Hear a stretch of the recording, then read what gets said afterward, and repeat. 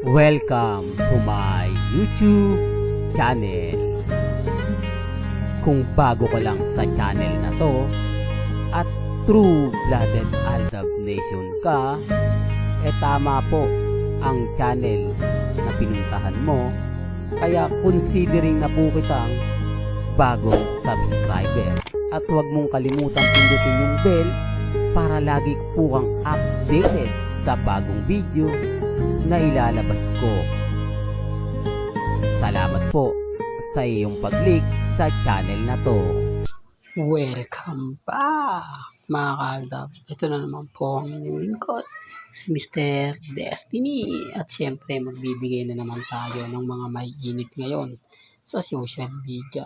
Ramdam nyo naman po yung presensya ni Alden Richards ngayon. Halos karamihan po ng mga posts, update talagang pumapabor at umaayon po talaga kay Alden Richards. Sabi ko nga po sa inyo, ako pagdating sa mga bagay sa pagbibigay ng mga update, hindi tayo nagpapahuli. Alam naman po natin na bumabaha po ngayon ng mga posts pabor na pabor kay Alden Richards. Di po ba? Kaya nga po na-interview siya agad-agad. Kaya nga po nalaman natin may mga bagay-bagay na sinisimula na nga po ni Alden Richards. Sinasabi ko lang po ito para lang klaro, pinapaliwanag ko lang po ito para lang po sa mga taong bulag at bingi sa katotohanan. Bagamat maraming issue ngayon na binabanatan gaya po kay Mengay, pansin nyo mga kaaldab na talagang kumbaga pinupush nila na mawala na po yung fandom. Talagang gigil na gigil po sila sa atin.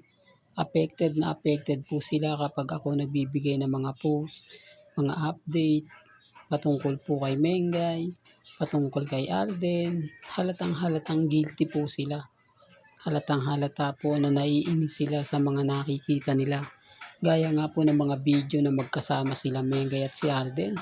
Sasabihin po nila, naku, throwback lang yan eh. Matagal na yan.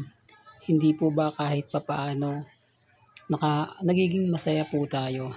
Hindi po ba mas masarap pong balik-balikan, panoorin ang mga ganitong video? Lalo na nga po kapag ang pinag-uusapan ang Aldab. Kasi nanunumbalik po yung sayat sigle. Nanunumbalik yung simula na pagsasama po ni Mengay at ni Alden Richards. Pero hindi po ako namimilit. Di po ba? Pag nagbibigay ako ng mga throwback video, throwback picture, talaga naman pong masaya. Hindi lang naman po siya inedit eh. Hindi po siya gawa-gawa lang. Talagang totoong naganap at totoong nangyari na po pwede nyo pong ipagmalaki. Na po pwede nyong sabihin, eto totoo. Hindi to ginamitan ng apps. Hindi to ginamitan ng mga Android o hindi to ginamitan sa Play Store. Ito yung natural na ginawa ni na Alden Richards at ni Maine Polkerson. Di po ba? Speaking of speaking of Mengay, alam nyo po ba na sinisiraan na si Maine para makuha na nga po yung Corona bilang phenomenal star? Gusto ko kasi nilang masungkit na yon, kaya nga sinasabihan nila na ako, laos na raw si Maine, wala na raw pong pag-asa makabalik pa sa showbiz, hindi na nga po raw binigyan ng project, wala na nga po raw update sa kanya, yung kaisa-isa niyang comedy sitcom sana na gagawin sa TV5, kasama niya si Sanjo biglang nawala. O real talk to, yung binalita po yun sa TV5. Pero mas pinaboran nga po daw si Miles. Di po ba? Pero pagdating kay Mengay, wala. Kaya nga po sinasamantala nila. Nakita nyo naman po na pinapalitan na talaga si Maine Polkerson. Makikita nyo naman po yung mga update nila. Tinatanggalan na nga po si Mengay bilang phenomenal star para makuha nga po yung atensyon. Para nga po mas papabor nga po ito sa pumapalit sa kanya para pag-usapan, para bigyan ng bagong project. Ganun naman po yun eh. At magiging mahusay na po yung mga producer mautak na po sila. Hindi na po sila katulad ng dati na tumatanggap lang po ng mga artista. Hindi po. Kumbaga sinusuri po muna nila kung pakikinabangan po ba nila o hindi. Ganun na po yung labanan.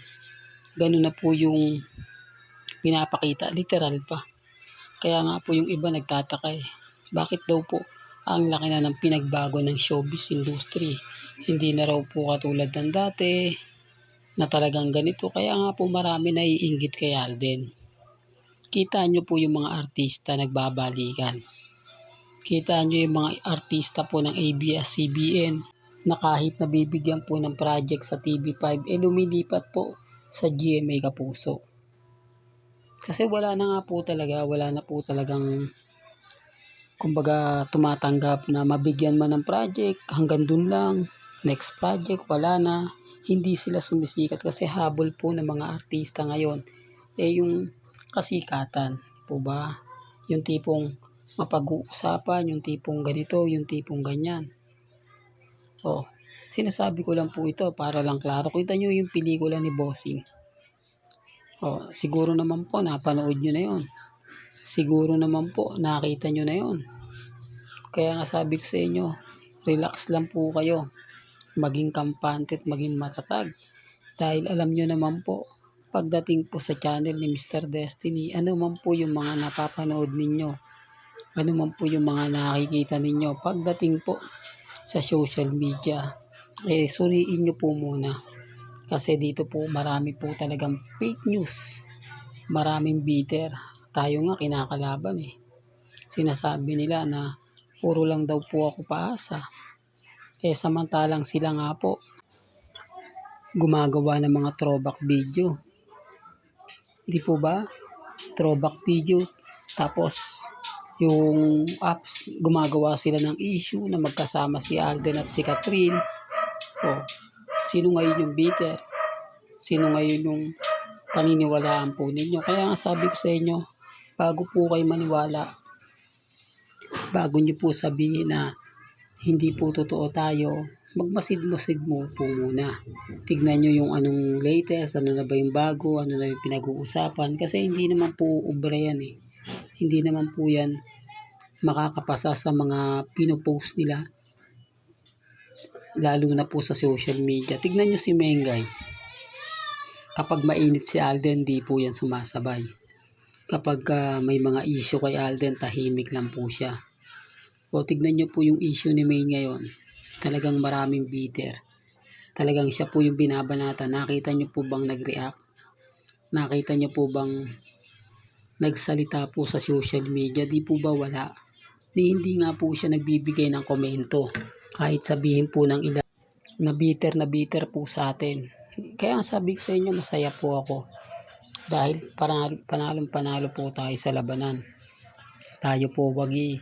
Tayo po yung masaya. Tayo po yung pinag-uusapan.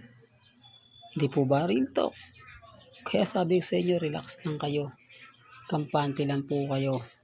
Malamang mga kaaldab may mga point na kumbaga sinasabi nila na keso ganito, keso ganyan, etc. etc. Relax lang.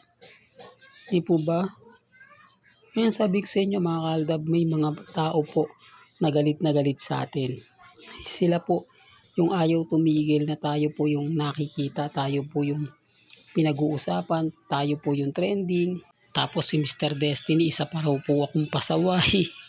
Lalo lang daw pong lumalaki ang ulo ng mga mamis, mga titas, mga senyor dahil daw po sa mga pinopost ko, dahil daw po sa mga ina-update ko.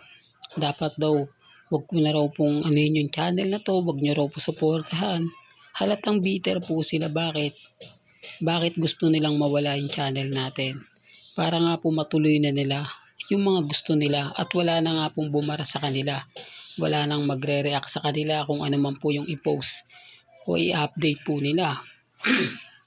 Hindi po ba? Yun naman po talaga yung gusto nila Sinasabi ko lang po ito para lang po alam po ninyo na maraming bitter pa rin po hanggang ngayon sa channel ni Mr. Destiny. Hanggang dito na lang po. ang ating latest updates. Kaya kung gusto nyo pa po ng pinaka-latest at sariwang update, abay tumutok lang po kayo dito po sa channel ni Mr. Destiny para updated po kayo sa mga bago at sa mga latest po na i-upload po natin maya-maya lang. Kaya kung bago ka lang sa channel na to at isa kang true-blooded Aldab Nation na nagmamahal kila Mengke at Tisoy, tama po ang channel na pinuntahan mo. Kaya consider na po kitang bagong subscriber. At huwag mong kalimutang i-share ang mga video po natin sa mga mami, sa mga titas, at sa mga senior. Hanggang sa muli, salamat po sa panonood at pakikinig.